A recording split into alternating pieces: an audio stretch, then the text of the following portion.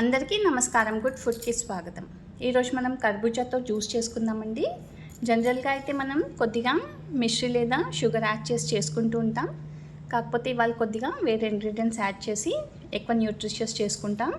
దానికి కావాల్సింది ఒక కర్బూజా, ఇక్కడ మిశ్రీ తీసుకున్నానండి. షుగర్ కూడా తీసుకోవచ్చు.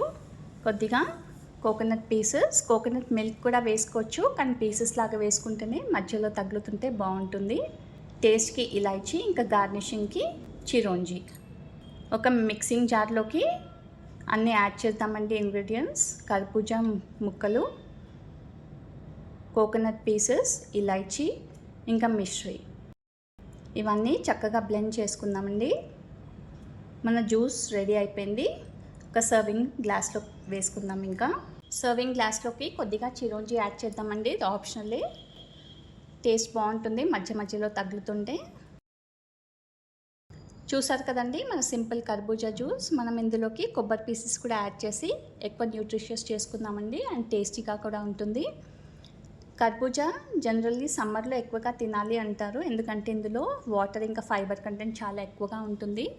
మన బాడీని హైడ్రేటెడ్గా ఉంచడానికి చాలా బాగా పనిచేస్తుంది. అందుకే సమ్మర్లో ప్రతిరోజు తీసుకోవాలి. ఇందులో ఫైబర్ కంటెంట్ చాలా ఎక్కువగా ఉంటుంది కాబట్టి మన డైజెషన్కి కూడా మంచిదండి. బ్లడ్ ప్రెషర్ని రెగ్యులేట్ చేయడానికి కూడా చాలా బాగా పనిచేస్తుంది ఈ ఫ్రూట్. ఈ కర్బూజాలో చాలా న్యూట్రిషనల్ వాల్యూ ఎక్కువగా ఉంటుంది కాబట్టి మన ఇమ్యూనిటీని కూడా బూస్ట్ చేస్తూ ఉంటుందండి. సో తప్పకుండా ఈ కర్బూజా జ్యూస్ని ప్రతిరోజు చేసి తాగండి. సమ్మర్లో మీ హెల్త్ని కూడా ఇంప్రూవ్ చేసుకోండి. మన వీడియోస్ అన్నీ తెలుగులో అండ్ హిందీలో కూడా ఉంటాయండి, తప్పకుండా చూడండి. ఇలాంటి ఇంట్రెస్టింగ్ అండ్ హెల్తీ రెసిపీస్ కోసం మన గుడ్ ఫుడ్ని సబ్స్క్రైబ్ చేయండి. అందరికీ కూడా షేర్ చేయండి. Thank you.